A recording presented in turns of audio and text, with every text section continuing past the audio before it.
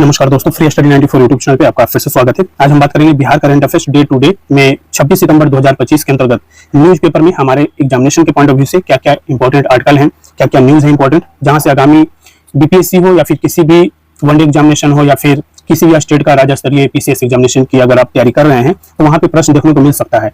तो हम यहाँ पर भी बात कर रहे हैं बिहार करंट अफेयर्स का, और इसमें हमने जो है नेशनल इंटरनेशनल इश्यूज को भी हम कवर करेंगे। ठीक है, तो सबसे पहला न्यूज जो है ये हम डिस्कशन करेंगे कि गरीबी घटाने में बिहार और उत्तर प्रदेश सबसे आगे है। तो किस आधार पर जो है ये चीजें आकलन किया गया है, ठीक है, तो ये चीज हम देख लेंगे। इसके साथ साथ हम बात करेंगे कि भारत में पहली बार, ठीक है, ट्रेन से दागी गई है मिसाइलें। तो ये सारी चीजें इंपॉर्टेंट है, ध्यान रखना है, इस पे भी हम बात कर लेंगे। साथ ही साथ ये भी देखेंगे कि राज्य की 75 लाख महिलाओं को आज मिलेगा 10-10 हजार रुपये का जो है राशि मिलेगा, जिसमें मुख्यमंत्री महिला रोजगार जो योजना है उसके अंतर्गत ये राशि डिस्ट्रीब्यूट किया जाएगा। तो ये सारी चीजें जो है ये स्कीम बहुत इंपॉर्टेंट है। ठीक है, इसके बाद हम बात करेंगे कि बेगूसराय के सोनापुर पैक्स को पहला पुरस्कार मिला है, तो ये भी चीज इंपॉर्टेंट है। लेकिन इसके अलावा भी जो है ना, हमारे पास लगभग आज 7 से 8 न्यूज है। ठीक है, 7 से 8 न्यूज है जो हम डिस्कशन करने वाले हैं। कुछ न्यूज हम कल जो 25 सितंबर का जो न्यूज था जिसमें नेशनल इश्यूज और इंटरनेशनल इश्यूज पे हमने बात नहीं किया था, उन चीजों को भी हम शामिल करेंगे। तो वीडियो को शुरू से लास्ट तक देखना है। वीडियो अगर पसंद आए तो लाइक जरूर करना है।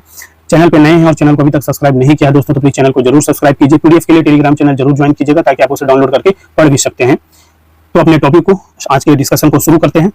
दोस्तों, बात कर रहे हैं बिहार करंट अफेयर्स 26 सितंबर 2025 का। और जैसा कि आप सभी को पता है, हमने इस पे बहुत सारे लेक्चर में ये चीजें हमने बताया है कि मुख्यमंत्री महिला रोजगार योजना के तहत जो है 7,500 करोड़ रुपए जो है ना सरकार के द्वारा डिस्ट्रीब्यूट किए जाएंगे। अब ये जो है ना कि कितने महिलाओं को ये चीजें दी जा रही है, ठीक है, तो ये दिया जा रहा है बिहार के 75 लाख महिलाओं को ये राशि दिया जाएगा। और ये आज, यानी आज का डेट याद रखना है, 26 सितंबर को ये राशि डिस्ट्रीब्यूट की गई है। ठीक है, कई बार कमीशन ने आपको डेट आपसे पूछ लेता है कि पहली किस्त कब जारी किया गया था। ठीक है, तो इस तरीके से अब ये जो घोषणा जो है ना, ये घोषणा नीतीश कुमार जी के द्वारा, यानी बिहार के जो मुख्यमंत्री हैं, उनका एक महत्वाकांक्षी योजना है। इसका पूरा का पूरा उद्देश्य जो है ना, महिला उद्यमी को बढ़ावा देना। ठीक है, दूसरी चीज महिला सशक्तिकरण को बढ़ावा देना। ठीक है, तो इन चीजों को आप समझिए। कहा जाता है कि मुख्यमंत्री महिला रोजगार योजना के तहत जीविका से जुड़ी, ठीक है, सभी लोगों को नहीं, सभी महिलाओं को नहीं, जिनका जुड़ाव जो है ना जीविका से है, ठीक है, उन्हीं को ये राशि मिलेगा। और बिहार में भी वर्तमान में 1.11 करोड़ महिला जो है जीविका से जुड़ी हुई है और ये लगातार इसमें संख्या बढ़ रही है। ठीक है, तो ये चीज हमें ध्यान में रखना है। इसके साथ साथ कहा जा रहा है कि प्रधानमंत्री मोदी इन महिलाओं को रोजगार शुरू करने के लिए आर्थिक सहायता के रूप में कुल 7,500 करोड़ रुपए की उनके खाते में भेजेंगे। प्रधानमंत्री जो है वो वर्चुअली रूप से ये इस माध्यम से इस कार्यक्रम में जुड़ेंगे। ठीक है, मुख्यमंत्री नीतीश कुमार जी हैं वो मुख्य अतिथि के तौर पर जो है इस कार्यक्रम में शामिल हो रहे हैं। तो ये सारी चीजें हमें ध्यान रखना है। इस मौके पर राज्य के सभी जिलों, प्रखंडों, ग्राम संगठनों के स्तर पर कार्यक्रम का आयोजन किया जा रहा है। इन सभी जगहों पर प्रधानमंत्री और मुख्यमंत्री का संबोधन 1 करोड़ महिलाएं सुनेंगी। वहीं इन कार्यक्रमों में जनप्रतिनिधिगण और पदाधिकारी भी शामिल होंगे। इसके माध्यम से कहा जा रहा है कि देखिए 10-10 हजार रुपए की यह पहली किस्त महिलाओं को दी जा रही है। बाद में क्या किया जाएगा, उनके काम को जो है ना क्या किया जाएगा, मॉनिटरिंग किया जाएगा। ठीक है, आकलन किया जाएगा। और आकलन, जिससे रोजगार आपने शुरू किया, कुछ भी काम किया 10 हजार रुपए से, ठीक है, एक छोटा सा जो है आपने मान के चलिए कि कुछ भी, जैसे आप मवेशी पालन कर रहे हैं, ठीक है, समझ रहे हैं ना। तो अगर आप इस प्रकार से, अगर आप सिलाई का काम या फिर ब्यूटिशियन का अगर आपने रोजगार शुरू किया, या छोटा मोटा आपने जो किराने की दुकान अगर आप ओपन किए हो, ठीक है, तो उसका आकलन पहले किया जाएगा। उन आकलन के आधार पर आगे आपको जो है ना 2-2 लाख रुपए तक की आर्थिक मदद उन्हें दी जाएगी। समझ रहे हैं, तो ये चीज समझना है। इसके साथ साथ कहा जाता है 2 लाख देने के पहले इन महिलाओं का जीविका द्वारा प्रशिक्षण भी दिया जाएगा। जो व्यवसायी महिलाएं करना चाहती हैं उनका प्रशिक्षण उन्हें स्थानीय स्तर पर दिया जाएगा ताकि वह अपना रोजगार बेहतर ढंग से कर सके और अपनी आय को जो है, जो इनकम है, उसको बढ़ाने का प्रयास करें। ठीक है, तो ये सारी चीजें हमारे एग्जामिनेशन के पॉइंट ऑफ व्यू से बहुत ही इंपॉर्टेंट है। ठीक है, ये चीज ध्यान रखना है। इसके साथ साथ कहा जा रहा है 13 लाख महिलाओं ने जीविका से जुड़ने के लिए आवेदन कर रखे हैं। ठीक है, तो ये चीज बहुत इंपॉर्टेंट है। जब से ये इस योजना की घोषणा किया गया, मुख्यमंत्री महिला रोजगार योजना की, तो यहाँ अभी तक जो है ना 13 लाख महिलाओं का जो है आवेदन आ चुका है ताकि इस आजीविका से जुड़ा जाए। ठीक है, तो ये चीज हमारी एग्जामिनेशन के पॉइंट ऑफ व्यू से बहुत इंपॉर्टेंट है, इसको ध्यान रखना है। ठीक है, नेक्स्ट न्यूज है दोस्तों, कहा जा रहा है कि भारत बना मिसाल 2 साल में 2 लाख बाल विवाह रुके हैं और असम में 84%, महाराष्ट्र और बिहार में 70% तक कम हुए हैं। ठीक है, तो ये एक डेटा है, ठीक है, जो बाल विवाह को लेकर के जो चीजें चलती हैं उसको लेकर के। और भारत की उपलब्धियों से जुड़ी रिपोर्ट संयुक्त राष्ट्र ने जारी किया है। ये बहुत ही इंपॉर्टेंट डेटा है, बहुत इंपॉर्टेंट ये चीजें हैं हमारे लिए। कहा जाता है भारत ने बाल विवाह रोकथाम में बड़ी उपलब्धि दर्ज की है। 2023 से अभी तक 4 लाख बाल विवाह रोके गए हैं। बाल विवाह निरोधक कानून बनने के बाद यह सबसे बड़ी संख्या है और 3 वर्षों में बाल विवाह 69% यानी 69% की जो है ना इसमें कमी देखी गई है। संयुक्त राष्ट्र आम सभा में जारी just rights for children report की tipping point to zero evidence towards a child marriage free India में यह दावा है। ठीक है, तो ये चीज आपको ध्यान रखना है। ठीक है, जस्ट राइट फॉर चिल्ड्रन की रिपोर्ट है ये। ठीक है, ये रिपोर्ट बताती है कि 2023 में संयुक्त राष्ट्र की जो रिपोर्ट आया है इसमें कितना, तो इसमें जो है ना 69% जो है बाल विवाह में क्या हुई है, कमी आई है 3 वर्षों में। ठीक है, 2023 में संयुक्त राष्ट्र महासचिव ने कहा था कि इस रफ्तार से यह कुरीति खत्म करने में 300 साल लग जाएंगे। ठीक है, तो ये डेटा भी हमारे लिए बहुत इंपॉर्टेंट है। सामाजिक समस्या है ना, बाल विवाह क्या है, हम सोसाइटी पढ़ते हैं तो सोसाइटी के अंतर्गत ही जो है ना सोशल इश्यूज को भी ऐड करके पढ़ना होता है। जब आप जिस समाज में रह रहे हैं और ये चीजें आप देखेंगे कि बिहार हो, बंगाल हो, झारखंड हो, इधर आप उत्तर प्रदेश आ जाएं, ठीक है, मतलब इन सभी राज्यों में जो है ना, सभी राज्यों में, ऐसा नहीं है कि केवल बिहार या यूपी और झारखंड, इन सारी राज्यों में बात कर रहा हूँ, भारत के अधिकांश राज्यों में जो है ना बाल विवाह की जो है चीजें चलती हैं और वो एक कुरीतियां हैं, समाज की समस्या है। उसको निजात के लिए जो है ना एक, जैसे ही 2023 में संयुक्त राष्ट्र में के जो महासचिव हैं उन्होंने कहा था कि अगर हम जिस रफ्तार से इसको खत्म करने की बात कर रहे हैं तो अगले 300 साल हमें लग जाएंगे, लेकिन हमने जो एक अच्छा रिकवरी किया है और रिकवरी ये है कि 3 वर्षों में ही जो है ना बाल विवाह को हम कितना परसेंट बाल विवाह में कमी ला लिया है, तो 69% की हमने कमी दर्ज कर लिया है। बहुत अच्छा रिपोर्ट है। ठीक है, इसके अंतर्गत कहा जाता है कि देखिए झारखंड में 1 लाख तो बिहार में 51,000 बाल विवाह रोके गए हैं। हमने आपसे बात किया कि देखिए झारखंड को लेकर के भी, बिहार को लेकर के उत्तर प्रदेश हो, राजस्थान है, पश्चिम बंगाल हो, महाराष्ट्र, हरियाणा, तेलंगाना, असम, आंध्र प्रदेश, कर्नाटक, इधर झारखंड, बिहार, मध्य प्रदेश, ये राज्यों की डेटा है। सबसे ज्यादा कहां पे, तो झारखंड में रोका गया है, फिर बिहार में रोका गया है, मध्य प्रदेश में रोका गया है, उत्तर प्रदेश में रोका गया है। ठीक है, तो ये चीजें हमारे एग्जामिनेशन के पॉइंट ऑफ व्यू से अगर आप ये ऑथेंटिक डेटा लिखते हैं, ठीक है, तो आपके जो है नंबर अच्छे मिलते हैं, क्योंकि सरकार, कमीशन जो चाहती है, कमीशन क्या चाहती है कि आज के डेटे में जो चीजें हो रही है, बदलाव हो रहे हैं, उसके अंतर्गत आपको डेटा याद है या नहीं है, कॉन्सेप्चुअल क्लैरिटी आपकी तो है, लेकिन उन क्लैरिटी के साथ साथ जो है ना फैक्चुअल आपकी अंडरस्टैंडिंग कितनी अच्छी है, जो अभी लेटेस्ट डेटा है उसके अकॉर्डिंग। ठीक है, तो आप देखेंगे, ज्यादातर देखेंगे कि सोसाइटी हो गया, सोशल इश्यूज हो गया, जस्टिस हो गया, इन सभी पेपरों में, इन सभी सब्जेक्ट्स में आपके करंट डेटा जो है, अपडेटेड डेटा आपसे डिमांड की जाती है। ठीक है, कहा जाता है असम में नो टॉलरेंस नीति से बाल विवाह 84% घटा है, महाराष्ट्र और बिहार में 70% की कमी आई है। तो असम में जो है ना 84% घटा है, उसके पीछे का कारण जो है ना सरकार की नो टॉलरेंस नीति है, ध्यान रखना है। इसके साथ साथ कहा जा रहा है कि नजरिया बदला है और 96% लोग अब बाल विवाह की शिकायत करने में सहज महसूस करते हैं। ठीक है, कहा जाता है 63% लोग बाल विवाह रिपोर्ट करने में बहुत सहज हैं और 33% कुछ हद तक सहज महसूस करते हैं। ठीक है, कहा जाता है 270 संगठनों ने 257 जिलों में काम किया है। तो जस्ट राइट्स फॉर चिल्ड्रन के फाउंडर भुवन रिव्यू ने बताया कि 2023 में 257 ऐसे जिले चिन्हित किए गए जहां बाल विवाह की दर 23% से ज्यादा थी और 270 संगठन साथ जोड़े गए। हर संगठन को एक जिले के 50 गांव चुनकर सिर्फ 6 शादियां रोकने की जिम्मेदारी दी गई थी। ठीक है, तो अगर ग्राउंड लेवल पे काम किया जाए ना तो इन चीजों से निजात पाया जा सकता है। ठीक है, तो ये डेटा, ये रिपोर्ट याद रखना है। इसके साथ साथ कहा जाता है दोस्तों कि बेगूसराय के सोनापुर पैक्स को पहला पुरस्कार मिला है। तो ये हमारी एग्जामिनेशन के पॉइंट ऑफ व्यू से, प्रीलिम्स एग्जामिनेशन के लिए बहुत इंपॉर्टेंट है। कहा जाता है मुख्यमंत्री आदर्श पैक्स प्रोत्साहन योजना में 100 पैक्स पुरस्कृत किए गए हैं।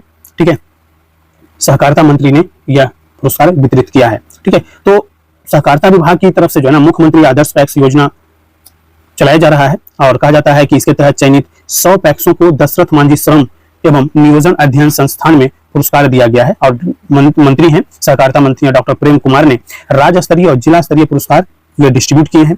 मंत्री जी कहते हैं कि योजना से पैक्सों की कार्यकुशलता बढ़ेगी और किसानों को इसका लाभ मिलेगा। उत्कृष्ट कार्य करने वाले पैक्सों को क्या मिलेगा, प्रशिक्षण के लिए राज्यों में भेजा जाएगा। ठीक है, जो पुरस्कृत पैक्स ने क्या किया है कि CSC संचालन, मुख्यमंत्री हरित कृषि संयंत्र योजना, खाद्यान्न अधिप्राप्ति जमा वृद्धि योजना, गोदाम निर्माण, KCC यानी किसान क्रेडिट कार्ड ऋण वितरण, 100% वसूली जैसे क्षेत्रों में उत्कृष्ट प्रदर्शन किया है। विभाग के सचिव हैं और अपर सचिव बिहार स्टेट कोऑपरेटिव बैंक के प्रबंधन, मतलब ये सारी चीजें इस पुरस्कार वितरण के दौरान वहां पे शामिल थे और इस योजना के लिए पूरे बिहार से 1309 पैक्सों ने आवेदन किया था। जिला और प्रमंडल स्तर की समीक्षा के बाद राज्य स्तरीय कमेटी ने 3 सर्वश्रेष्ठ पैक्सों का चयन किया है। ठीक है, 97 अन्य पैक्सों को जिला स्तर पर प्रथम 5 लाख रुपया उनको दिया गया, द्वितीय जो स्थान पर आए उनको 3 लाख दिया गया, तृतीय स्थान वाले को 2 लाख रुपये पुरस्कार से सम्मानित किया गया है। ठीक है, राज्य स्तरीय पुरस्कार किनको मिला है, तो प्रथम पुरस्कार जो है ये बेगूसराय की मटिहानी का सोनापुर पैक्स को मिला है, जिनको 15 लाख रुपया दिया गया है। द्वितीय पुरस्कार जो है कैमूर के मोहनिया का दादर पैक्स को दिया गया है, जिसको 10 लाख रुपया दिया गया है। और तृतीय पुरस्कार जो है जमुई के बरहट का गूगल डी पैक्स को मिला है, जिसको 7 लाख रुपया पुरस्कार मिला है। ठीक है, तो ये बेगूसराय के सोनापुर पैक्स को पहला, ठीक है, मटिहानी का सोनापुर पैक्स है, याद रखना है। ठीक है, प्रीलिम्स के पॉइंट ऑफ व्यू से इंपॉर्टेंट डेटा है। कहा जाता है कि गरीबी घटाने में बिहार और उत्तर प्रदेश जो है ना सबसे आगे है। ठीक है, तो ये चीजें जो है आपको पता होना चाहिए कि अगर आप इकोनॉमी पढ़ रहे हैं, ठीक है, इकोनॉमी में बेरोजगारी एक बहुत बड़ा मुद्दा होता है। ठीक है, आपने अभी बिहार में देख रहे हैं, इलेक्शन का समय है, सभी लोग जो है, कोई कह रहा है कि हम रोजगार देंगे, कोई कह रहा है कि हम आरक्षण देंगे, कोई कह रहा है कि हम बेरोजगारी से निजात दिलाएंगे और घर में ही जो है उद्योग लगा करके देंगे आपको। ठीक है, सरकार जो अभी वर्तमान सरकार है वो मुख्यमंत्री महिला रोजगार योजना शुरू कर रही है, आज का ही डेट है। ठीक है, 26 सितंबर से ही शुरू हो रहा है। 10,000 रुपये प्रत्येक महिलाओं के अकाउंट में दिया जा रहा है जो जीविका से संबंध रखते हैं, जुड़े हुए हैं। उनमें से 75 लाख महिलाओं को आज ये राशि प्रदान किया जाएगा। ठीक है, तो ये चीजें हैं, गरीबी घटाने में जो है ना बिहार और उत्तर प्रदेश आगे हैं, तो ये चीज हमें समझना है। और ये जो रिपोर्ट है, ये है रिपोर्ट विश्व बैंक का, वर्ल्ड बैंक का एक रिपोर्ट है। उस रिपोर्ट में कहा गया है, ठीक है, कि अप्रैल 2025 में इन्होंने एक रिपोर्ट जारी किया और भारत में गरीबी रेखा से के नीचे जीवन यापन करने वाले लोगों की संख्या में भारी कमी आने की बात कही है। ठीक है, और यह भी कहा कि प्रधानमंत्री नरेंद्र मोदी ने कई बार सार्वजनिक मंच से इसके बारे में भी बात किया है। इस रिपोर्ट का हवाला भी दिया है। अब भारतीय रिजर्व बैंक की हालिया बुलेटिन रिपोर्ट है सितंबर 2025 का। इस रिपोर्ट में भी, इस बुलेटिन में भी यह बात सामने आई है कि 2011-12 से 2022-23 के बीच भारत में गरीबी के स्तर में कमी आई है। आरबीआई के पूर्व गवर्नर हैं सी रंगराजन की अध्यक्षता में गठित समिति पर आधारित इस रिपोर्ट के अनुसार बिहार, उत्तर प्रदेश, मध्य प्रदेश और उड़ीसा जैसे राज्यों में गरीबी घटाने में बेहतर प्रदर्शन किया है। विशेष रूप से बिहार का प्रदर्शन उल्लेखनीय है। हमारे एग्जामिनेशन के पॉइंट ऑफ व्यू से बहुत ही इंपॉर्टेंट तथ्य है। ठीक है, ये तथ्य अगर आप अपने एग्जामिनेशन, चाहे आप मेंस लिख रहे हैं या फिर आप मेंस में जीएस लिख रहे हैं या निबंध लिख रहे हैं, या फिर आपसे इंटरव्यू में भी क्वेश्चन पूछा जाता है कि बिहार को गरीबी से हटाने के लिए क्या किया जा सकता है, क्या क्या उपाय सुझाए जा सकते हैं आपके द्वारा। ठीक है, तो आप ये सारी चीजें डेटा रख सकते हैं। ठीक है, कहा जाता है कि बिहार ने न केवल उत्तर भारत के राज्यों में बल्कि महाराष्ट्र व गुजरात जैसे विकसित राज्यों को भी पीछे छोड़ दिया है। तो बहुत बड़ी उपलब्धि है बिहार के लिए। ठीक है, इसके साथ साथ ये भी कहा गया है रिपोर्ट में कि इस कामयाबी के पीछे की वजहों पर गहराई से चर्चा नहीं की गई है, लेकिन यह स्पष्ट है कि सरकारी योजनाएं और जो सरकार के द्वारा चलाई जा रही है, जो सरकार की नीतियां हैं, इसमें महत्वपूर्ण भूमिका निभाई है। इसके अंतर्गत यह भी कहा गया है रिपोर्ट के अंतर्गत कि यह भी उल्लेख किया गया है कि कई राज्यों में ग्रामीण क्षेत्रों की तुलना में शहरी क्षेत्रों में गरीबी का स्तर अधिक है, जो इन राज्यों के लिए एक बड़ी चुनौती बनकर के सामने आई है। ठीक है, आरबीआई के शोधकर्ताओं कौस्तुभ शत्रुदास, पवन गोपाल कृष्णन और देवज्योति मजुमदार द्वारा किए गए अध्ययन में विभिन्न समूहों के बीच खपत व्यय, ठीक है, खपत व्यय हो या गरीबी में जो उल्लेखनीय कमी का दावा किया गया है, यह आकलन सीधे आरबीआई का नहीं है बल्कि इन शोधकर्ताओं का है, जिसमें डाटा जो है केंद्र सरकार के सांख्यिकी और कार्यक्रम क्रियान्वयन मंत्रालय के आंकड़ों के आधार पर तैयार किया गया है। ठीक है, बिहार में ग्रामीण क्षेत्र में गरीबी में जो है ना 85.3% की कमी आई है ग्रामीण स्तर पर। ये देखिए, ये डेटा जो है ना आपके प्रीलिम्स के लिए इंपॉर्टेंट है। डायरेक्ट कमीशन पूछ सकता है कि ग्रामीण स्तर पर जो है ना बिहार में गरीबी में कितना प्रतिशत की कमी आई है। ठीक है, वर्तमान रिपोर्ट के अनुसार तो 85.3%, याद रखना है। ठीक है, कहा जाता है बिहार में 2011-12 में से लेकर के 2022-23 के बीच में गरीबी में सबसे तेज कमी दर्ज किया गया है और ग्रामीण बिहार में गरीबी का स्तर 40.1% से घट करके 5.9% हो गया है, जो 85.3% की कमी को दर्शाता है। शहरी बिहार में भी गरीबी 50.8% से घट करके 9.1% रह गई है, जो 82.1% की कमी है। यह प्रदर्शन मध्य प्रदेश ग्रामीण 78.8%, शहरी 72.4%, महाराष्ट्र ग्रामीण 49.8%, शहरी 49.4% और उड़ीसा ग्रामीण 82.9% और शहरी 71.9% से बेहतर है। सोचिए, ठीक है, कहा जा रहा है उत्तर प्रदेश में भी शहरी गरीबी में जो है ना 85% और ग्रामीण क्षेत्रों में 78.3% की जो है ना कमी आई है। तो ये सारी चीजें हमें ध्यान रखना है। ठीक है, कहा जाता है हर राज्य के लिए गरीबी रेखा की राशि अलग अलग है। तो जो शोधार्थी हैं, इन्होंने कहा कि वर्ष 2022-23 के लिए रंगराजन समिति के फॉर्मूले का ही इस्तेमाल कर राज्य के लिए गरीबी रेखा की राशि तय की गई है। जैसे वर्ष 2011-12 में बिहार के ग्रामीण क्षेत्रों के लिए 971 रुपये व शहरी क्षेत्रों के लिए 1229 रुपये प्रति माह की आय की सीमा तय की गई है। यह राशि वर्ष 2022-23 में बढ़ाकर के कितना कर दिया गया? ग्रामीण के लिए 1724 और शहरी के लिए 2277 रुपया हो गई है। उत्तर प्रदेश में वर्ष 2011-12 से वर्ष 2022-23 के दौरान ग्रामीण व शहरी क्षेत्रों के लिए आय की सीमा क्रमशः 890 रुपया से 1612 रुपये 22 रुपया और शहरी क्षेत्रों में 1330 रुपये से लेकर के 2429 रुपये तय की गई है। पंजाब के लिए यह राशि क्रमशः 1127 से 2048 व 1479 से 2622 रुपया तय किया गया है। तो अलग अलग राज्यों के लिए जो है ना अलग अलग राशि तय किया गया है, तो ध्यान रखना है। हम अपने राज्यों के बारे में सोच लें, अगर जिस राज्य से आप बिलोंग कर रहे हैं और अगर आप वीडियो देख रहे हैं तो उसके अनुसार आपको तय कर लेना है। ठीक है, बिहार, मध्य प्रदेश, उत्तर प्रदेश में गरीबी ज्यादा है। ठीक है, रिपोर्ट सामने आती है, जो आरबीआई का रिपोर्ट है, इसमें कहा जाता है ना कि बिहार में शहरी गरीबी जो है ना 9.1%, मध्य प्रदेश में जो शहरी गरीबी है 11.6%, उड़ीसा में 10.2% और उत्तर प्रदेश में 9.9% है। जबकि इन राज्यों के ग्रामीण क्षेत्रों में यह जो गरीबी है ये बिहार में 5.9% है, मध्य प्रदेश में अगर बात करें तो 9.6% है और उड़ीसा में बात करें तो 8.6% है और उत्तर प्रदेश में 5.7% है। ठीक है, पारंपरिक रूप से शहरी गरीबी से निपटना ग्रामीण क्षेत्र की तुलना में अधिक चुनौतीपूर्ण होता है, क्योंकि इसके लिए आवास, स्वास्थ्य सेवाओं, कौशल विकास पर अधिक ध्यान देना पड़ता है। ठीक है, तो आपको ये चीजें याद रखना है और ये देखिए यहाँ पे क्या किया गया, तुलनात्मक अध्ययन किया गया है, इसको ध्यान रखना है। ठीक है, नेक्स्ट जो न्यूज है दोस्तों, कहा जा रहा है कि पहली बार जो है ना ट्रेन से दागी गई है मिसाइलें और 2000 किलोमीटर की क्षमता वाली अग्नि प्राइम मिसाइल का सफल परीक्षण किया गया है। ठीक है, तो अग्नि प्राइम मिसाइल जो है इसकी जो है मारक क्षमता कितनी है, 2000 किलोमीटर है। ठीक है, तो ये सारी चीजें हैं। तो ये जो है ट्रेन लॉन्चर इसको हम कह सकते हैं। ठीक है, तो रेल आधारित मोबाइल लॉन्चर के जरिए हासिल की गई है यह क्षमता और ये चीजें हमारे लिए बहुत इंपॉर्टेंट है। कहा जाता है कि मिसाइल की क्या विशेषता है, कहा जाता है कि उन्नत नेविगेशन प्रणाली की मदद से दुश्मन के ठिकानों पर सटीक हमला करने में यह सक्षम है। कम समय और कम दृश्यता में भी मिसाइल को आसानी से लॉन्च किया जा सकता है। बारिश, धूल और गर्मी से बचाव के लिए मिसाइल बंद बक्से कैनिस्टर में रखी जाती है और यह अग्नि सीरीज की अपनी सभी पूर्ववर्ती मिसाइलों से क्या है, हल्की है। तो ये चीज याद रखना है, ये मिसाइल का अग्नि प्राइम मिसाइल की विशेषता है। 3 देशों के पास पहले से यह तकनीक है और भारत भी इस समूह में शामिल हो गया है। ठीक है, तो भारत के अलावा आपको पता होना चाहिए कि चीन, नॉर्थ कोरिया और रशिया के पास जो है ना ये तकनीक है। ठीक है, और यह क्षमता हासिल करने वाला भारत जो है ना दुनिया का 4th कंट्री बन गया है, 4थी कंट्री बन गई है। ठीक है, तो ये चीज हमारे एग्जामिनेशन के पॉइंट ऑफ व्यू से बहुत ही इंपॉर्टेंट है।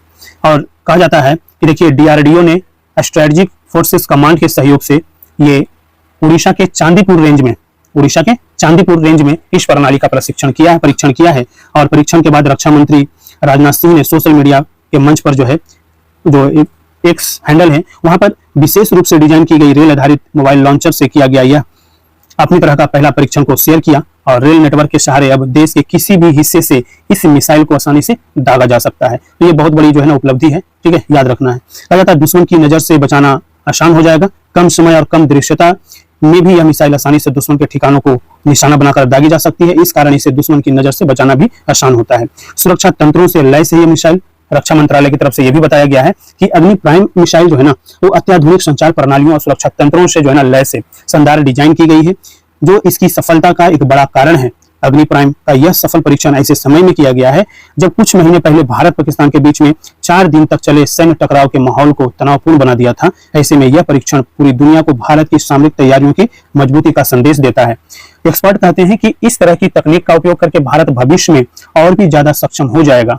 रोड संस्करण पहले ही सेना में शामिल किया जा चुका है, अब रेल संस्करण इसके साथ जुड़ गया है। ठीक है, अग्नि प्राइम का रोड मोबाइल वेरिएंट पहले ही कई सफल परीक्षणों के बाद सेना में शामिल किया जा चुका है। अब रेल आधारित इस नई क्षमता से भारत के पास दुश्मन को चौंकाने की क्षमता और बढ़ गई है, क्योंकि इस मिसाइल को ट्रेन या ट्रक पर लोड कर ऐसी जगहों पर तैनात किया जा सकता है जिसके बारे में दुश्मन को पता नहीं चल सके। ठीक है, तो ये चीज हमारे लिए एग्जामिनेशन के पॉइंट ऑफ व्यू से बहुत इंपॉर्टेंट है।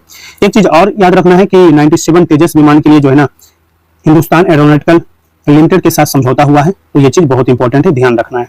ठीक है, इसके तहत जो है ना 62,370 करोड़ रुपए की लागत से 97 तेजस MK-1A विमानों की खरीद की जाएगी। HAL के पास पहले से ही 83 तेजस विमानों की खरीद का ऑर्डर है, जिनकी आपूर्ति अभी विलंब है।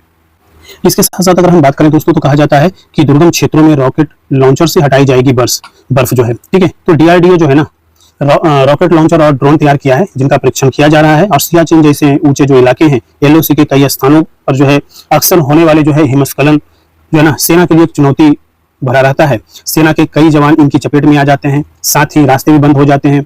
इससे गश्त और निगरानी कार्य भी प्रभावित होता है। डीआरडीओ के जनरल टेक्नोलॉजी फोकस की एक शोध रिपोर्ट के अनुसार कहा गया है कि ऐसी स्थितियों से निपटने के लिए जो है ना, डीआरडीओ ने 2 तकनीक विकसित की है। इनमें 84 mm रॉकेट लॉन्चर है, ठीक है, 84 mm रॉकेट लॉन्चर है, और रॉकेट लॉन्चर गन और यूएवी ड्रोन शामिल है, ठीक है। तो ये चीजें हमारे लिए इंपॉर्टेंट है। इसके साथ साथ कहा जा रहा है कि ड्रोन के जरिए भी होगा बर्फ का सफाया, ठीक है। तो ये सारी चीजें हैं, कहीं ना कहीं हम उस पर काम कर रहे हैं ताकि ऐसे जो दुर्गम इलाके हैं वहां पे हमारी जो है सैन्य गतिविधियां और वहां पर जो है गश्ती जो है कम ना हो, ठीक है। नेक्स्ट कहा जा रहा है कि पहली बार, देखिए ये सारी चीजें तो ऑलरेडी हमने बात कर लिया है, लेकिन अग्नि प्राइम मिसाइल की खासियत हमने देखा, ठीक है। लेकिन इसमें कुछ और डेटा है वो देख लेते हैं कि अग्नि प्राइम जो मिसाइल है ये 1500 से 3000 किलोमीटर तक इस किलोग्राम तक जो है ये विस्फोटक ले जाने में सक्षम है। 2 स्टेज के रॉकेट मोटर पर चलने वाली यह मिसाइल सॉलिड फ्यूल से लॉन्च होती है। अग्नि सीरीज की अन्य मिसाइलों से यह हल्की है, जो कि ऑलरेडी हमने बात किया, जो अंधकार, धुंध और कम दृश्यता वाले स्थानों से भी इसको लॉन्च किया जा सकता है, ठीक है। इसकी रणनीतिक जो स्ट्रेटेजिकल जो अहमियत, इंपॉर्टेंस है वो क्या है?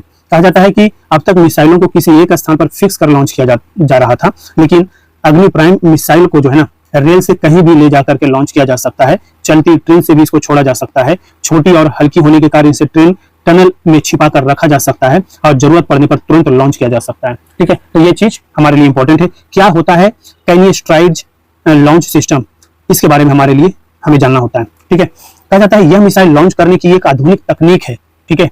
इसमें मिसाइल को एक मजबूत कैनिस्टर या बड़े धातु के कंटेनर में रखा जाता है। इसमें मिसाइल नमी, धूल, मौसम और बाकी विपरीत हालात में सुरक्षित रहती है। ट्रक, रेल, मोबाइल लॉन्चर पर कैनिस्टर रखकर मोबाइल को कहीं भी ले जाया जा सकता है। दुश्मन को यह पहचानना मुश्किल होता है कि कौन सा कैनिस्टर मिसाइल लिए हुए हैं और कौन नहीं। कैनिस्टर में पैक रहने से मिसाइल के बार बार रख रखाव की जरूरत नहीं पड़ती है। तो ये आपको याद रखना है कि कैनिस्टराइज्ड लॉन्च सिस्टम क्या होता है, ठीक है। पाकिस्तान चीन को बना सकती है। इसकी मारक क्षमता जो है 2000 किलोमीटर से ज्यादा है। इससे जो है ना पाकिस्तान और चीन को निशाना बनाया जा सकता है। कोलकाता से इस्लामाबाद की हवाई दूरी जो है वो 1932 से 1998 किलोमीटर है, जबकि चीन के दक्षिण पश्चिम यूनान प्रांत की राजधानी और सबसे बड़ा शहर कुनमिंग करीब 1800 किलोमीटर दूर स्थित है। यानी इस मिसाइल को इन शहरों को निशाना बनाया जा सकता है। यह अफगानिस्तान, बांग्लादेश, वियतनाम, थाईलैंड और मालदीव तक भी निशाना बनाने में सक्षम है, ठीक है। तो ये चीजें हैं जो हमारे एग्जामिनेशन के पॉइंट ऑफ व्यू से ध्यान रखना है, ठीक है। नेक्स्ट न्यूज है दोस्तों की वायुसेना को 97 तेजस MK-1A हल्के लड़ाकू विमान का बूस्टर डोज मिला है, ठीक है। तो आपको ऑलरेडी हमने भी बात किया था कि ये हिंदुस्तान एरोनॉटिकल लिमिटेड के साथ ये 62,000 करोड़ रुपए का जो है क्या किया गया, समझौता किया गया है, ठीक है।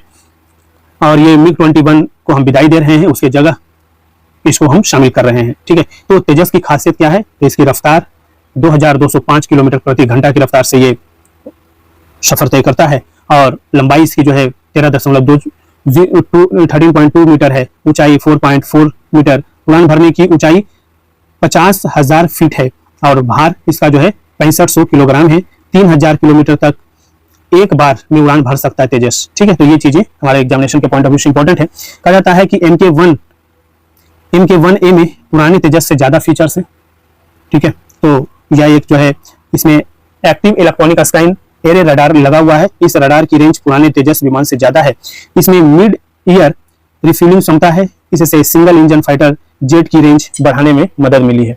इसके अलावा इसमें अपग्रेडेड रडार वार्निंग सिस्टम लगाया गया है। इससे यह विमान खतरों का जल्दी पता लगाने में सक्षम है। इसमें digital map generator, smart multi function display और एडवांस रेडियो मल्टीमीटर भी लगाया गया है। तो ये चीज इंपॉर्टेंट है। इसके साथ साथ इसमें जो है प्रधानमंत्री मोदी जी भी भर चुके हैं इसकी उड़ान और 25 नवंबर 2022 को बेंगलुरु में तेजस लड़ाकू विमान में उड़ान भरी है प्रधानमंत्री जी ने। किसी भारतीय प्रधानमंत्री की लड़ाकू विमान में यह पहली उड़ान थी। उड़ान भरने से पहले मोदी जी बेंगलुरु स्थित HAL मुख्यालय भी गए थे। स्वदेशी अभियान को मिलेगा इसके माध्यम से बढ़ावा। तेजस न केवल वायुसेना की ताकत बढ़ाएगा बल्कि रक्षा उत्पादन में आत्मनिर्भर भारत के लक्ष्य को भी गति प्रदान करेगा। इसमें 64% से अधिक स्वदेशी पुर्जे होंगे। 67 नए स्वदेशी आइटम शामिल होंगे। 97 तेजस विमानों की खरीद की इस परियोजना में लगभग 105 भारतीय कंपनियां शामिल हैं। इन विमानों के उत्पादन से अगले 6 वर्षों में हर साल 11,750 नौकरियां पैदा होने की उम्मीद है, ठीक है। तो ये चीज हमारे एग्जामिनेशन के लिए काफी इंपॉर्टेंट है, याद रखना है। कहा जा रहा है दोस्तों की MiG-21 अब यादों में रहेगा दुश्मनों का दिल दहलाने वाला, ठीक है। तो ये जो है ना MiG-21 को जो है वायुसेना के बेड़े से हटा दिया गया है और इसकी उपलब्धियां इसको खास बनाती है, ठीक है। और ये भारत का पहला सुपरसोनिक जेट था जो हमने सोवियत संघ, वर्तमान में रूस के द्वारा हमने लिया था, जिसे 1963 में भारतीय वायुसेना में शामिल किया था हमने। ये भारत का पहला सुपरसोनिक जेट था, यानी यह ध्वनि की गति से भी तेज स्पीड से उड़ान भर सकता था। उस समय यह विमान भारत की हवाई ताकत का प्रतीक था। ठीक है, 2000 में अपग्रेड किए गए मिग 21 बाइसन। ठीक है, समय के साथ साथ जो है ना मिग 21 पुराना हो गया। इसके अपग्रेड वर्जन मिग 21 बाइसन को उन्नत प्रणालियों से लैस किया गया। इसमें नया रडार, मिसाइल और हेलमेट माउंटेड साइट्स जोड़े गए। फिर भी इसकी उम्र और डिजाइन की कमियां सामने आती रही। इन बड़े युद्ध में मिग 21 ने दिखाए हैं जौहर, जैसे 1965 का भारत पाकिस्तान युद्ध। ठीक है, मिग 21 ने पहली बार जंग में हिस्सा लिया और पाकिस्तान की वायुसेना में शामिल अत्याधुनिक अमेरिकी लड़ाकू विमानों को कड़ी टक्कर दी थी। 1971 का युद्ध पूर्वी पाकिस्तान, अब वर्तमान बांग्लादेश की आजादी में मिग 21 की अहम भूमिका निभाई। इसने पाकिस्तानी ठिकानों पर सटीक हमले किए और 1999 का कारगिल युद्ध रात में उड़ान भरकर दुश्मन के ठिकानों की पहचान की और उस समय पायलटों ने साधारण जीपीएस के सहारे हमले किए थे।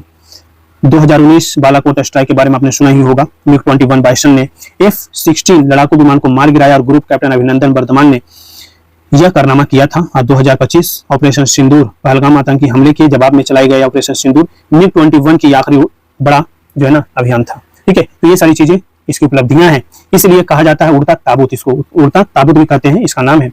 मिग 21 का रिकॉर्ड शानदार रहा है, लेकिन पिछले कुछ दशकों में जो है ना बहुत सारे हादसे हुए। उसके कारण ये मिग 21 जो है बदनाम भी हुआ है। पिछले 60 सालों में 400 से ज्यादा मिग 21 क्रैश हुए हैं, जिनमें 200 से ज्यादा पायलटों को जान गंवानी पड़ी है। पुराना डिजाइन है, ठीक है, रख रखाव की दिक्कतें आती हैं, पायलट की गलतियां होती हैं, कुछ हादसे पायलटों की गलतियों की या ट्रेनिंग की कमियों से भी हुए हैं। तो ये सारी चीजें हैं, हादसों की वजह से मिग 21 को उड़ता ताबूत भी कहा जाता है। ठीक है, तो ये चीजें हमें ध्यान रखना है। 874 मिग 21 विमानों को भारतीय वायुसेना में शामिल किया गया है। 600 विमानों को लाइसेंस्ड प्रोडक्शन के तहत HAL ने भारत में असेंबल किया है। 220 तेजस विमान भारत वायुसेना के बेड़े में होंगे शामिल। ठीक है, तो इंजन की कमी है तेजस MK1 जो अभी चीजें है ना, इसलिए देरी हो रही है। ऑलरेडी आपको पता होना चाहिए कि काफी पहले से दिया गया है, लेकिन जो है ना हम लोग अभी इंजन खुद से नहीं बनाते, हम अमेरिका के ऊपर डिपेंड है। ठीक है, तो अमेरिका से आता है इसका इंजन की डिलीवरी मार्च 2024 में शुरू होनी थी, लेकिन सप्लाई चेन की दिक्कतों की वजह से मार्च 2025 में शुरू हुई। अब सिर्फ 2 इंजन आए हैं अभी तक जो है ना, 2 सिर्फ इंजन आए हैं और मार्च 2026 तक हर महीने 2 इंजन मिलने की उम्मीद है। प्रोडक्शन में देरी है। HAL ने 6 तेजस MK1 तैयार किए हैं, लेकिन इंजन न होने की वजह से इनको वायुसेना में शामिल करने की प्रक्रिया में देरी हो रही है। कंपनी कहती है कि बेंगलुरु में 16 और नासिक में 24 विमानों की प्रोडक्शन लाइन शुरू किया गया है। ठीक है, सर्टिफिकेशन नए सिस्टम जैसे AESA radar, electronic warfare system जोड़े गए हैं, जिनके टेस्टिंग में समय लगा है। तो ये चीज हमारे लिए इंपॉर्टेंट है। दोनों न्यूज ये लड़ाकू तेजस जो है MK1A, ठीक है, और मिग 21 के बारे में, दोनों के बारे में आपको अंडरस्टैंडिंग होनी चाहिए। अब हम बात करते हैं कि दुनिया में लगातार बढ़ रहा है कैंसर का बोझ। एक रिपोर्ट सामने आया है, उसके माध्यम से ये चीजें डेटा है। कहा जाता है कि देखिए भारत में तेजी से बढ़ रहे हैं ये मामले। ठीक है, और कहा जाता है कि भारत 204 देशों में 168वें स्थान पर है और भारत में कैंसर के मामले तेजी से बढ़ रहा है। 1990 में हर 1 लाख लोगों पर 84.8 नए कैंसर के मामले आए और 2023 में यह बढ़कर के 1 लाख लोगों में 107.2 मामले हो गए हैं। 33 सालों में नए मामलों की संख्या में जो है 26.4% की बढ़ोतरी हुई है। वहीं 1990 में हर 1 लाख में 71.7 लोग कैंसर से मरे और 2023 में ये बढ़कर के हर 1 लाख में 86.9 हो गए हैं। 33 साल में कैंसर से मौतें जो बढ़ी है वो 21.2% बढ़ गई है। ठीक है, कुछ बचाव से बदल सकते हैं आंकड़े, बहुत सारे रिसर्च चल रहे हैं इन चीजों पर। कहा जाता है 2023 में कैंसर से हुई कुछ कुल मौतों में से 42% को उन कारकों को बदलकर रोका जा सकता था जिन पर नियंत्रण है। इनमें अस्वास्थ्यकर आहार, वायु प्रदूषण, तंबाकू सेवन, शराब का अधिक सेवन, असुरक्षित यौन संबंध व हाई ब्लड शुगर शामिल है। ठीक है, कहा जाता है भारत में 2023 में मृत्यु के कारण बने 5 कैंसर, जैसे कौन कौन से कैंसर, तो स्तन कैंसर से सबसे ज्यादा रिपोर्ट आया है 8.5, फेफड़ों का कैंसर का 8.4, भोजन नली का यानी जो आपका जो फूड नली है, ठीक है, उसका जो कैंसर से 8.2 और पेट 6.9 और मुंह के कैंसर से 6.5। हर 1 लाख लोगों पर होने वाली मौतों की ये सूचना है। ठीक है, कहा जाता है दुनिया में का क्या हाल है। ठीक है, तो नए मामले देख रहे हैं दिन पर दिन, ये रेड वाला नए मामला है। ठीक है, ये क्या है, इस तरह से कर बनाता जा रहा है। ठीक है, और ये मौत वाली है और नए मामले जो है इस तरीके से बढ़ रहे हैं। ठीक है, तो कहीं ना कहीं वो चीज हमें देखना है। हमेशा 1990 से लेकर के 2050 तक की रिपोर्ट है कि किस तरीके से वो इंक्रीज करेगा। जोखिम का ये कारण है तंबाकू, इसका 21% मौतों की वजह है। अनहेल्दी डाइट, जिसे मोटापा, संतुलित खान पान, ठीक है। असुरक्षित यौन संबंध मौत का 12.5% इसका कारण बनता है। हाई ब्लड शुगर कारणों में से एक है। शराब का ज्यादा सेवन, पुरुष ज्यादा प्रभावित है इससे। सबसे घातक कैंसर जो है ना, कहा जाता है फेफड़े श्वसन नली का कैंसर सबसे घातक है। 109 देशों में मौत का कारण बना है। स्तन कैंसर 20 देशों में लोगों की जान लेने वाला नंबर 1 कैंसर है। पेट का कैंसर 19 देशों में मृत्यु का मुख्य कारण बना, और प्रोस्टेट कैंसर 19 देशों में मौत का कारण बना है, और सर्वाइकल कैंसर 15 देशों में मौत का नंबर 1 कारण है। ठीक है, तो ये सारे डेटा हैं जो आपको ध्यान रखना है। परमाणु जवाबदेही फंड बनाने पर विचार कर रही है सरकार, और भारत सरकार 1500 करोड़ रुपए यानी 16.9 करोड़ डॉलर से अधिक का परमाणु जवाबदेही कोष बनाने की योजना बना रही है। इसका उद्देश्य जो है ना कि किसी भी दुर्घटना की स्थिति में मुआवजा प्रदान करना है, याद रखना है। ठीक है, ये जो परमाणु जवाबदेही फंड बनाने का जो उद्देश्य है वो है, अगर किसी प्रकार का दुर्घटना होता है ना तो उनको मुआवजा इसके माध्यम से दिया जाए। 2 सरकारी सूत्रों ने बताया है कि इस कदम में वैश्विक आपूर्तिकर्ताओं और निजी कंपनियों की जोखिम साझा करने संबंधी चिंताओं का भी निराकरण हो सकेगा। इस तरह भारत की मुआवजा व्यवस्था को वैश्विक मानदंडों के अनुरूप बना करके परमाणु उद्योग में लंबे समय से रुके हुए निजी और विदेशी निवेश को गति मिल सकती है।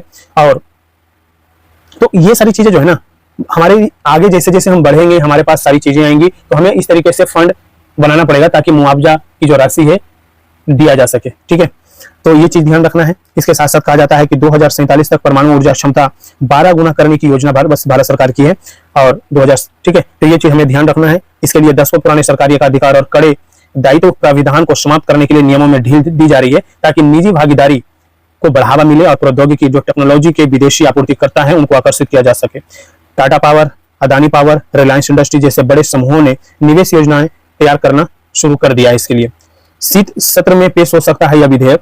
ठीक है, कहा जाता है कि प्रधानमंत्री मोदी की सरकार विधेयक का मसौदा तैयार करने के अंतिम चरण में है।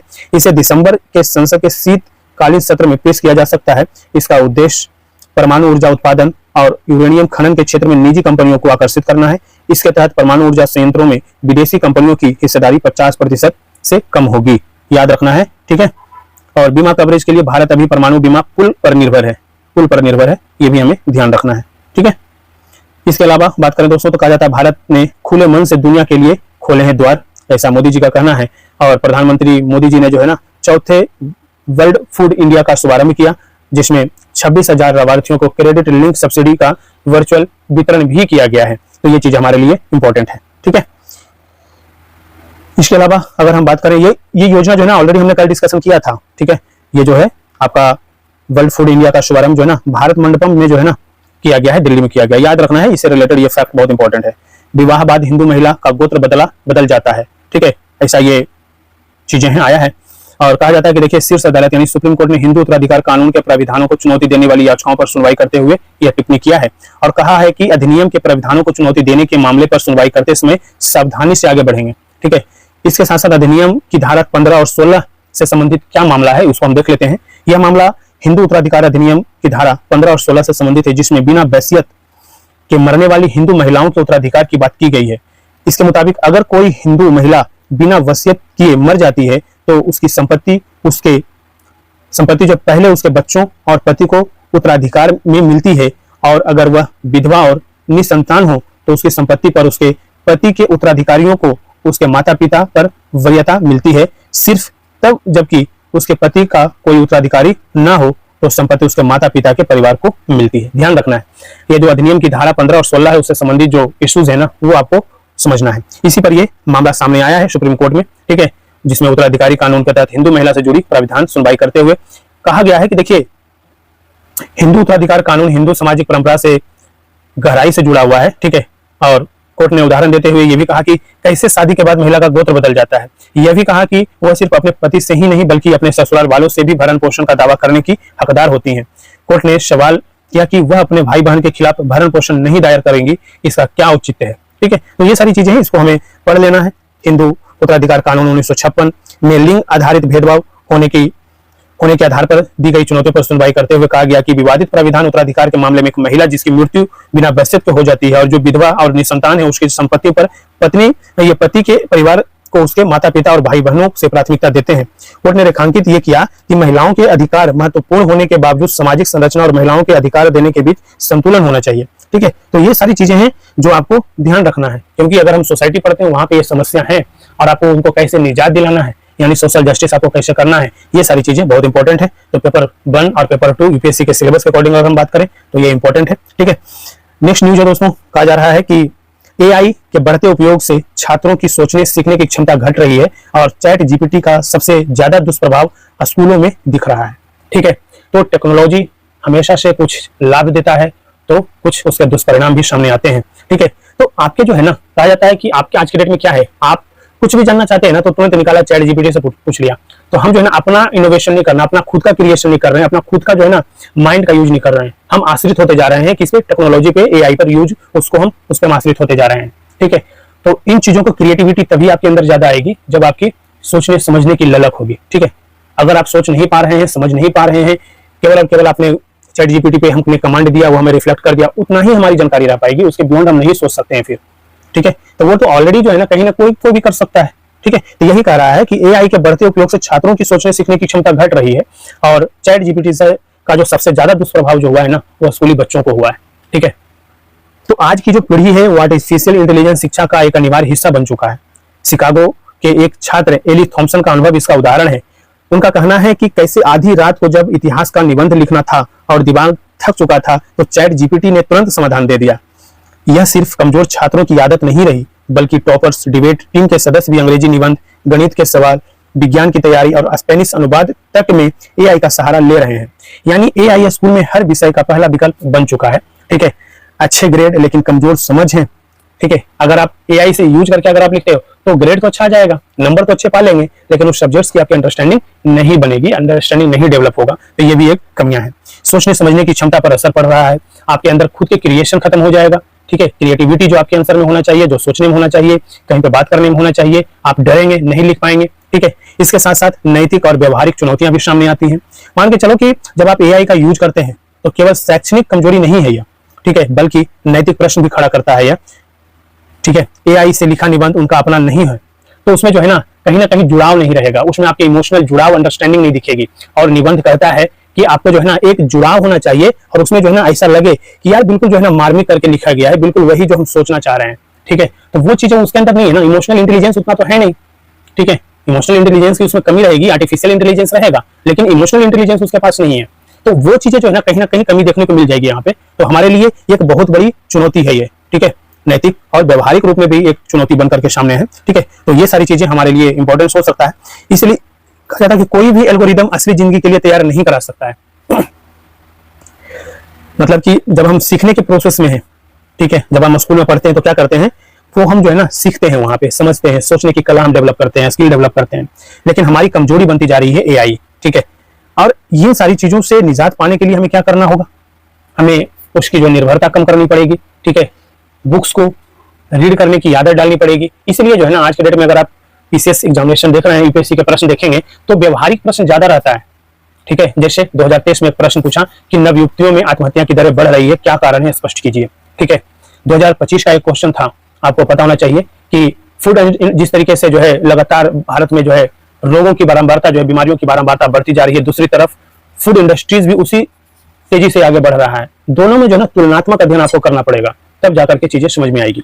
2024 में एक प्रश्न था, बादल फटने की परिघटना क्या है। ठीक है, तो हम जो है ना कि ऐसी चीजें, जो चीजें घटित हो रही है हमारे आसपास, उस पर ही प्रश्न है। ठीक है, तो ओवरऑल अगर हम बात करें कि एआई पर जो है हमारी निर्भरता है कम करनी चाहिए। ठीक है, इसके अलावा कहा जाता है कि 6 BHK अपार्टमेंट जैसा दिखेगा भारतीय अंतरिक्ष स्टेशन। ठीक है, तो इंडियन स्पेस स्टेशन 2035 तक हम लोग वहां पे बनाने वाले हैं, विकसित करने वाले हैं, उसके बारे में बोला जा रहा है। और कहा जाता है, शुभांशु शुक्ला जी बोल रहे हैं कि जल्द लॉन्च होगा BAS का पहला मॉड्यूल, इसे 2035 तक 5 मॉड्यूल को जोड़कर बनाया जाएगा।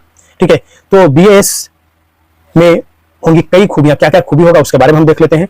ठीक है, फटाक से कहा जाता है दोस्तों कि देखिए, इस वर्ष अगस्त में राष्ट्रीय अंतरिक्ष दिवस के अवसर पर इसरो ने भारतीय अंतरिक्ष स्टेशन के मॉडल का अनावरण किया था और BAS ने स्वदेशी रूप से विकसित पर्यावरण नियंत्रण, जीवन समर्थन प्रणाली, Bharat docking system, Bharat berthing mechanism, automated hatch system जैसी खूबियां होंगी। इसमें माइक्रोग्रेविटी या न के बराबर गुरुत्वाकर्षण के में शोध और तकनीक परीक्षण की सुविधा भी होंगी। वैज्ञानिक इमेजिंग व चालक दल के मनोरंजन के लिए व्यू पोर्ट्स होंगे। ईंधन और ECLSS फ्लूइड्स यानी तरल पदार्थों की रिफिलिंग, विकिरण और अंतरिक्ष मलबे से सुरक्षा की व्यवस्था भी इसमें किया गया है। ठीक है, इसके साथ साथ कहा जाता है space suits air lock system plug and play एकीकृत एवियोनिक्स की व्यवस्था भी होगी। बीएएस अनुसंधान प्लेटफॉर्म के रूप में कार्य करेगा। ठीक है, विज्ञानी मानव स्वास्थ्य पर माइक्रोग्रेविटी के प्रभाव का अध्ययन कर पाएंगे।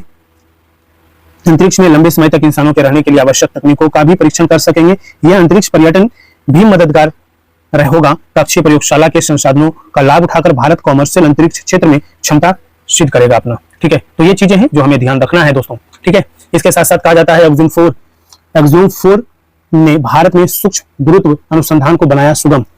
शुभांशु जी कहते हैं कि देखिए कि एक्सोम 4 अंतरिक्ष मिशन ने भारत के लिए सूक्ष्म गुरुत्वाकर्षण में अनुसंधान के द्वार खोल दिए हैं। शुभांशु ने यह भी कहा कि एक्सोम 4 मिशन से हमने बहुत कुछ सीखा। इस मिशन के माध्यम से हमने अपने देश के लिए सूक्ष्म गुरुत्वाकर्षण अनुसंधान के द्वार खोल दिए हैं। हार से नहीं डरना चाहिए, यह बहुत कुछ सिखा सकती है। ये अंतरिक्ष यात्री हैं, इनका ग्रुप कैप्टन सुधांशु जी, इनका कहना है कि हार से नहीं डरना चाहिए क्योंकि हार बहुत कुछ सिखा सकती है। अगर आप यूपीएससी की तैयारी कर रहे हैं तो 1-2 अटेम्प्ट फेल हो जाने से, प्रीलिम्स नहीं होने से, ये नहीं कि अपना हथियार डाल करके जो है ना अभी दरोगा का फार्म आ रहा है तो वो भर दीजिए। ठीक है, समझ रहे हैं? तो वो चीज नहीं करना है, उससे सीखना है। उन्होंने कहा कि हमें सफलता के बजाय हार का जश्न मनाना शुरू कर देना चाहिए ताकि हम अपने बच्चों को यह समझा सके कि यह सफलता भी प्रक्रिया का हिस्सा है, ताकि अपने ऊपर काम किया जा सके। ठीक है, एक्सोम 4 मिशन के तहत अंतरिक्ष में गए थे सुभांशु, तो ये तो ऑलरेडी आपको पता होना चाहिए। ठीक है, तो इसके बारे में एक्सोम 4 के बारे में कहा जाता है कि आईएसएस इंटरनेशनल स्पेस स्टेशन पर 18 दिन रहने के बाद जुलाई में पृथ्वी पर लौटे थे और भारतीय वायुसेना में ग्रुप कैप्टन शुभांशु आईएसएस की यात्रा करने वाले पहले भारतीय हैं। वह अंतरिक्ष में जाने वाले दूसरे भारतीय हैं। राकेश शर्मा भी गए हैं। ठीक है, इससे पहले राकेश शर्मा 1984 में तत्कालीन सोवियत संघ के सैल्यूट 7 अंतरिक्ष स्टेशन के तहत कक्षा में 8 दिन रहे थे। ठीक है, तो वो सारी चीजें हमें ध्यान रखना है दोस्तों। इसके अलावा हम बात करें कुछ तथ्यात्मक चीज जो आपके प्रीलिम्स एग्जामिनेशन के लिए बहुत इंपॉर्टेंट है। कहा जाता है ब्रिटेन के जो प्रधानमंत्री हैं कीर स्टारमर को लिविंग ब्रिज अवार्ड से सम्मानित किया गया है। ठीक है, यह अवार्ड उन्हें भारत और United kingdom free trade agreement में योगदान के लिए दिया गया है। दोस्तों याद रखना है, award ceremony House of Lords London में हुई। यह अवार्ड इंडिया बिजनेस ग्रुप द्वारा भारत और यूके के बीच सहयोग बढ़ाने वालों को दिया जाता है, याद रखना है। इसके साथ साथ कर्नाटक ने local economy accelerator programme LEAP शुरू किया है, याद रखना है। ठीक है, इसका बजट 1000 करोड़ रुपया है। यह अगले 5 सालों में लागू होगा। लीप का उद्देश्य बेंगलुरु के बाहर स्टार्टअप इकोसिस्टम बनाना है। इसके अलावा राज्य के विभिन्न क्षेत्रों में टेक क्लस्टर विकसित करना और 5 लाख नौकरियां पैदा करना है इसका उद्देश्य। रूस 2026 तक S-400 मिसाइल सिस्टम की डिलीवरी पूरी करेगा और कुल 5 मिसाइल का सौदा 2018 में हुआ था। अब तक 4 सिस्टम भारत को मिल चुके हैं और ये मिसाइल 400 किलोमीटर तक के एयरबॉर्न टारगेट्स को डिटेक्ट और नष्ट कर सकता है। इसमें फाइटर जेट, बैलिस्टिक थ्रेट्स शामिल हैं। जियो पेमेंट्स बैंक ने fintech products savings pro launch किया है। यह बचत खाते के अतिरिक्त पैसों को ऑटो इन्वेस्ट करता है। ऑटो इन्वेस्ट लिमिट 1.5 लाख रुपए प्रतिदिन है। अनुमानित रिटर्न 6.5% प्रति वर्ष मिलेगा। कोई एक्स्ट्रा चार्जेस नहीं है इस पे। भारत अक्टूबर के पहले सप्ताह में कोल्ड स्टार्ट नामक सैन्य अभ्यास करेगा। इसमें ड्रोन, काउंटर ड्रोन सिस्टम का परीक्षण होगा। भारत 2035 तक स्वदेशी एयर डिफेंस सिस्टम सुदर्शन चक्र तैयार करने की योजना बना रहा है। तो ये सारे फैक्ट आपको ध्यान रखना है। इसके साथ साथ दोस्तों कहा जाता है कि वर्ल्ड एथलेटिक्स में 53 देशों ने जीते हैं मेडल। टोक्यो में 13 से 21 सितंबर तक चले वर्ल्ड एथलेटिक्स चैंपियनशिप में इस साल रिकॉर्ड 53 देशों ने मेडल जीते हैं और पिछले रिकॉर्ड जो है ओसाका 2007 और बुडापेस्ट 2023 में बना था। दोनों साल 46 देशों ने मेडल जीता था। ठीक है, तो 6.19 लाख से ज्यादा फैंस मौजूद रहे। 2000 से ज्यादा एथलीट शामिल हुए। 200 टीमों ने चैंपियनशिप में हिस्सा लिया और 147 मेडल दिए गए और 49 इवेंट्स इस बार हुए हैं। 20वां वर्ल्ड चैंपियनशिप इस बार हुआ है। पहला 1983 में हेलसिंकी में हुआ था और डुप्लालिंडस ने 6.3 मीटर की छलांग लगा करके पोल वॉल्ट का विश्व रिकॉर्ड तोड़ दिया है। ठीक है, तो ये कुछ इंपॉर्टेंट इश्यूज थे और 26 सितंबर के अंतर्गत जो इश्यूज हैं उस पर हमने डिस्कशन कर लिया दोस्तों। तो वीडियो अगर पसंद आए तो लाइक जरूर कीजिए। चैनल पे नए हैं और चैनल को अभी तक सब्सक्राइब नहीं किया मित्रों तो प्लीज चैनल को जरूर सब्सक्राइब कीजिए। पीडीएफ के लिए आप हमारे टेलीग्राम चैनल से भी जुड़ सकते हैं, वहां पे पीडीएफ अवेलेबल करवाए जाते हैं। Thank you so much.